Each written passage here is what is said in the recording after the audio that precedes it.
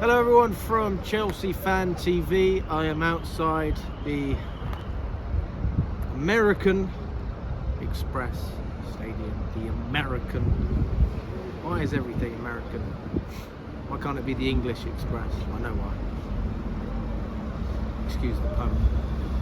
We've lost 3-0 against Brighton in the Premier League today, and that was embarrassing. It's not the first time we've said this. If you would have watched what I said on Saturday, it was a lot worse what I had to say. But to be honest with you, maybe we can have a more serious conversation now. I don't want to sit here and shout. I'm too cold to sit here and shout.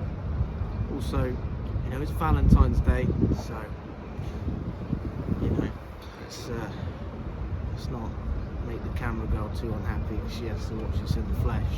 Big up to Rachel, who has to sit and watch this. Rachel, if I was to ask you one question,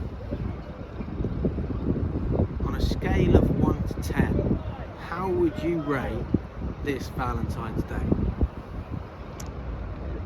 7. 7 being good or bad? Good. 7 being good. Oh, fucking hell, fair enough. I'll take that. Fair enough. Well, I would have said 0, because that was shite. That was rubbish. But in fairness, you know, what did you expect? I thought, optimistically, just based on the fact that we had Jorgensen in goal, we could scrape a draw. But what can Jorgensen do? You know, you're playing with players who are just not good enough. But they're not even, it's not even all on the players. And I'm going to break it down. I'm going to go players, manager, blah, blah, blah, blah. So watch until the end. You've got Tosin, who's our best centre-back in form at the moment. He doesn't start. Colwell has been getting a lot of flack recently. He starts the game. He has a poor game. Defensively, we look so fragile. Say what you want. Cucurella was okay. I'll give him that. He's probably the only one that I thought, fair play to you. At least you're upholding some sort of standard while you're at this club. You've got Gusto, who, bless him, is a really good player. He's actually a decent player who cannot invert. He's never inverted. Why would he invert when his best skill is to run up and down the wing? So he's been left out to dry. You got Caicedo and Enzo Fernandez who've been run ragged. They got no support around them though. They're probably two of the better midfielders, well, just players within the squad in terms of the way they're performing. But again, who do you pass to? Who do you rely on? Who do you count on around you? You don't get support with goals from the other end. You don't get defensive stability. You never had stability from the goalkeeper. Although again, Jorgensen wasn't the reason we conceded. Maybe he could have done better for one of the goals. And then you look at up the top end of the pitch. We got unlucky with Madueke. He got injured. That's his hamstring. His season's over. Not that he was ever going to be our saving grace, because I think he's crap as well, to be honest with you. But he actually had a good start. You had Neto in there. What did he do? You had Palmer. He's trying to do it all on his own. The best shot we had in that game was a left-footed shot from our right back, or right inverted back, and it wasn't even on target, and it wasn't in the box either. So we can't sit here and say we created an opportunity, because we didn't create the opportunity. We just had a crack from outside the box.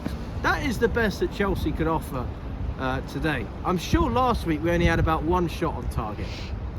So within 2 games we've had 1 shot.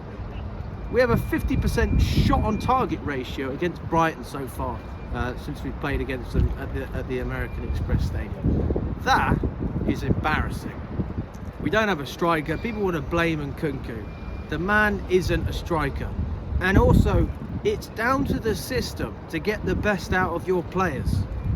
If you don't change the system, and you know that this system doesn't fit Nkunku, why am I then blaming the player because I knew the player couldn't play in the system in the first place?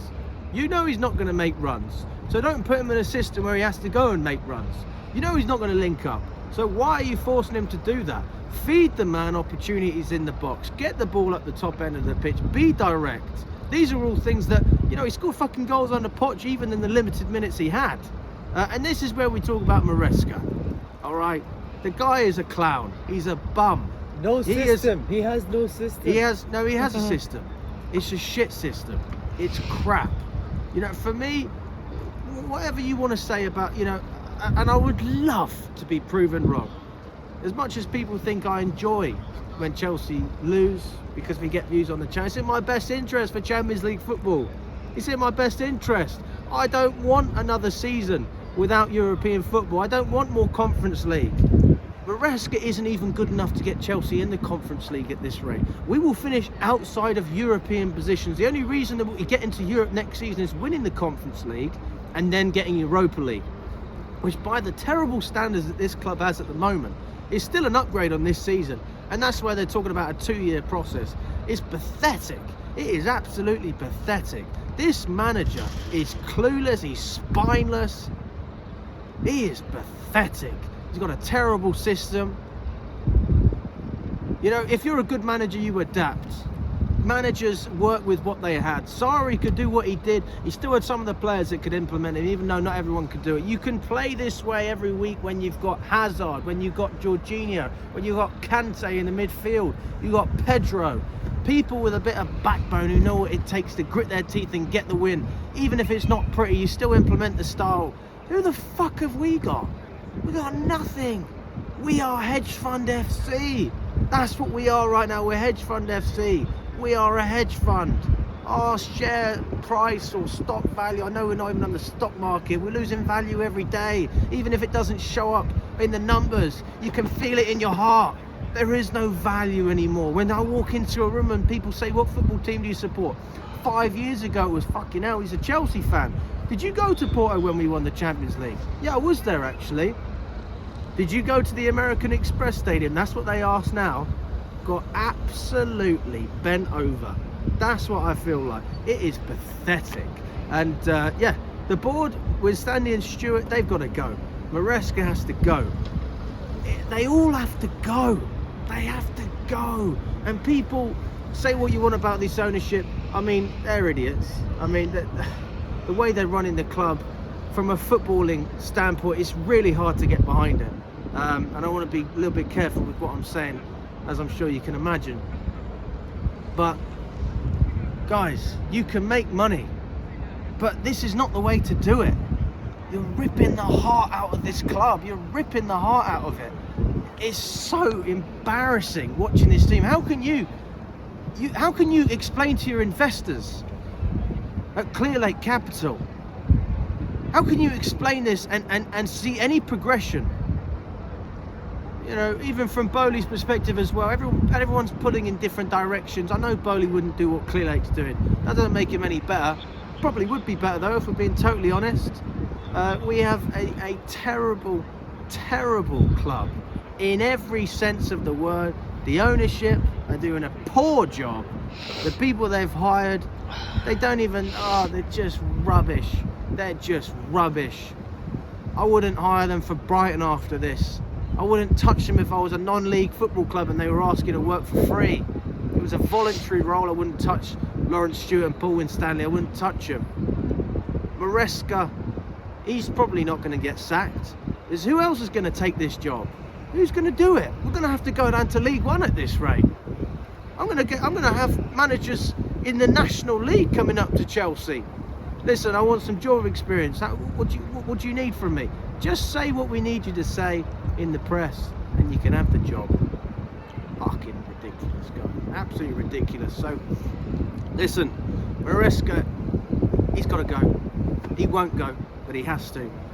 He's not good enough. Everyone in this club needs a reshuffle.